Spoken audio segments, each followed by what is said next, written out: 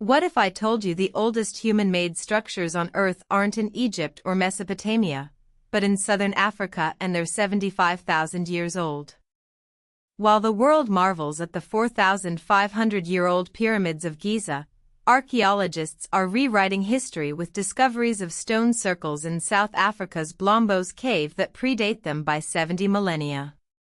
This is the untold story of African architecture, where sonic masons built stone cities in Mauritania when Europe was still in the Stone Age, where Axumite engineers carved tombs with monkey head beams unseen in Rome or Athens, and where Lalabella's faithful still worship in churches made from single blocks of volcanic rock.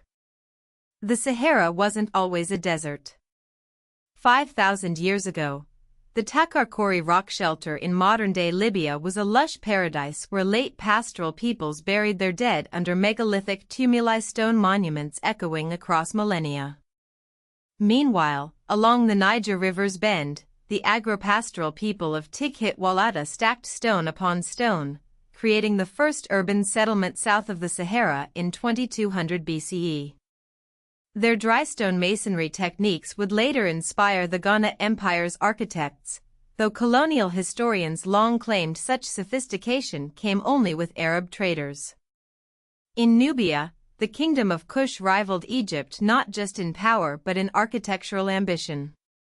While Khufu's Great Pyramid rose at Giza, Kushite builders erected their own pyramids at Meroe, steeper, narrower, and with distinctively African offering chapels.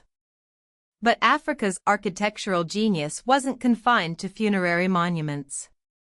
At Aksum, the Tomb of the False Door showcases the Axumite signature style, alternating layers of wood and stone, with protruding monkey head beams that baffled Mediterranean contemporaries.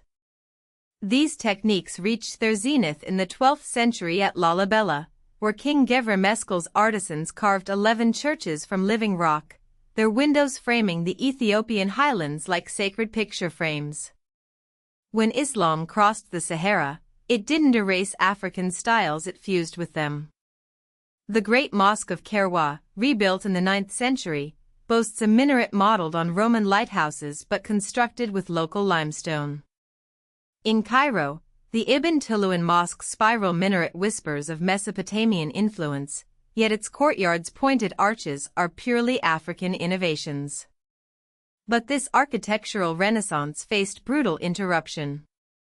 When European colonizers arrived in the 1600s, they imposed Cape Dutch gables in South Africa and Parisian boulevards in Dakar, dismissing indigenous stonework as primitive. Even the modernist movement of 1940–1975, though led by African architects like Senegal's Pierre Goudiaby Atepa, often prioritized Western aesthetics over local identity. Yet the stones still speak. At Tichitt Walata, recently dated to 2200 BCE, archaeologists found pre-Ghana Empire settlements with stone foundations, proof that West African statehood began 1,000 years earlier than textbooks claim. And in Lalibela, priests still light candles in Bet Georges, the cross-shaped church carved downward into crimson volcanic rock, its roof level with the earth like a divine secret. From the 75,000-year-old Blombos stone circles to the living faith of Lalibela, African architecture isn't just history, it's a testament to civilizations that shaped humanity's story long before colonialism tried to erase them.